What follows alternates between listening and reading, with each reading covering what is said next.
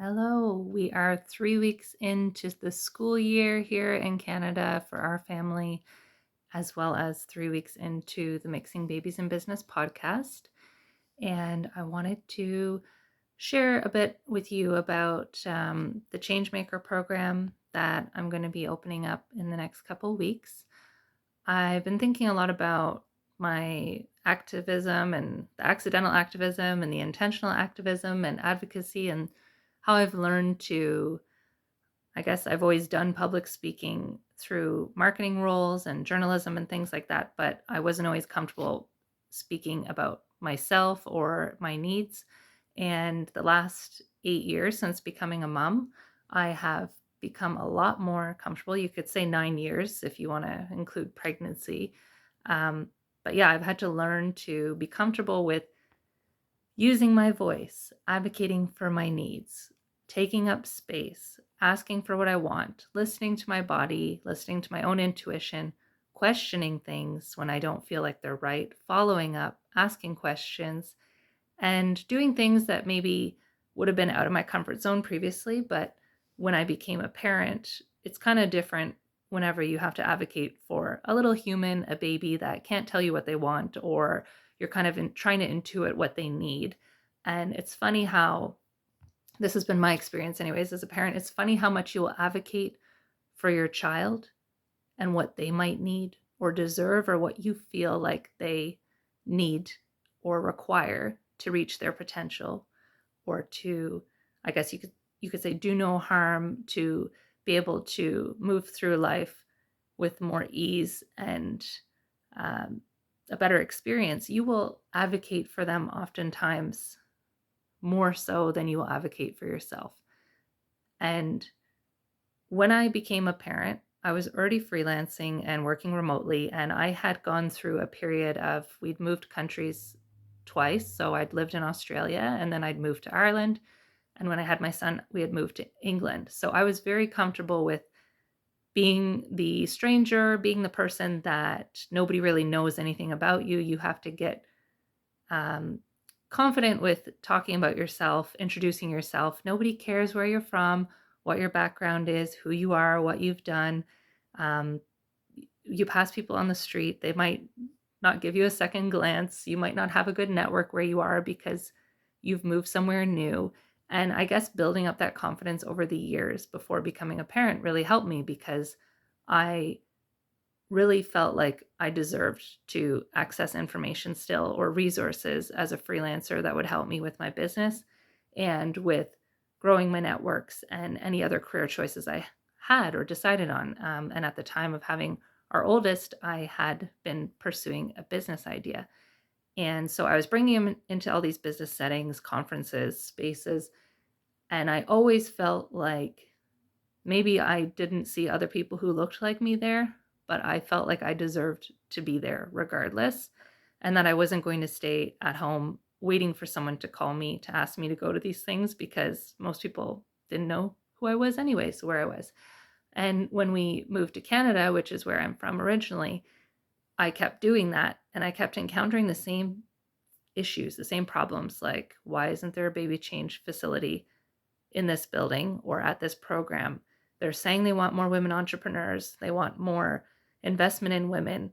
Why are we not making it easy for them to attend these workshops or spaces or events, especially if they're new parents? And so I started, firstly, showing up, taking up space, then asking questions, asking for help, asking for feedback.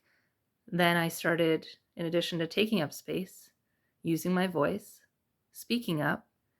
And then it just kind of kept building to a place where, okay, I've made space for myself.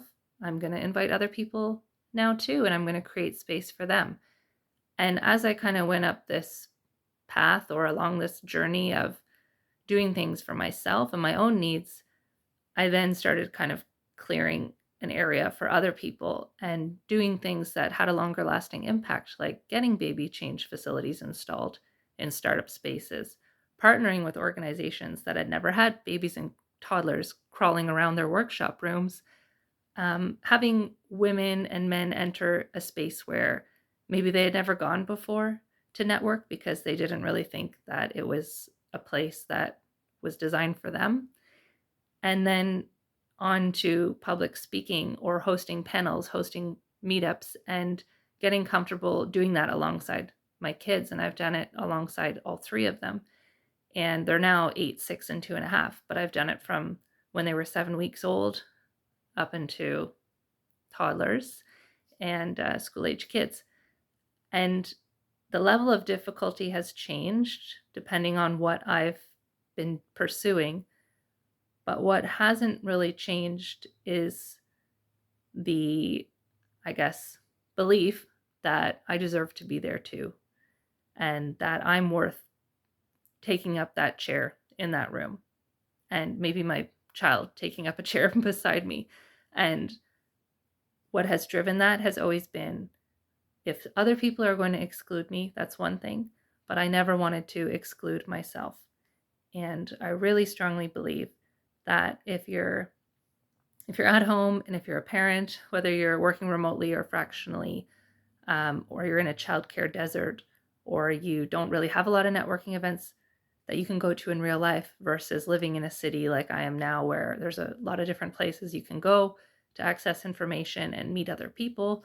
Depending on what your situation is, I feel like the principles are still the same, that you will exclude yourself, or you won't sign up for things, or you won't put yourself out there if you don't believe that you deserve to get access to that information, or that you deserve to be there too. So I really want to work with people and help them build that, I guess, belief in themselves. And if they already have that belief, that's great, because it's a great place to start from, because the other stuff can still be nerve-wracking and unpredictable, especially when you add in the element of bringing your kids with you.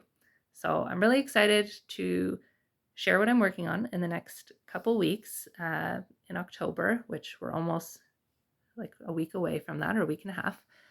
But that's what I want to take people through, the journey of showing up for yourself and for your family and for your business or your career, your profession, starting to get comfortable with taking up space, using your voice.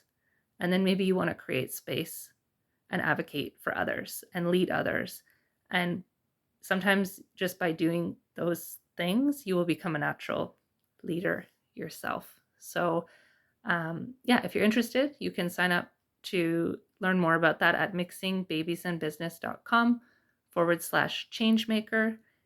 And if you haven't listened to the podcast season 6 yet, you can get that at mixingbabiesandbusiness.com/podcast. There's also a link in my bio to those channels, but we are talking about this a lot with the podcast guests as well. How to advocate for yourself, how entrepreneurship can help you in parenthood with learning to advocate for yourself and your child in education and healthcare settings, not just in business environments, and kind of that ripple effect, that flow-on effect that it'll have, and what it means to be self-led, to lead yourself, but also the knock-on effect that can have to others in your community and in your immediate environment.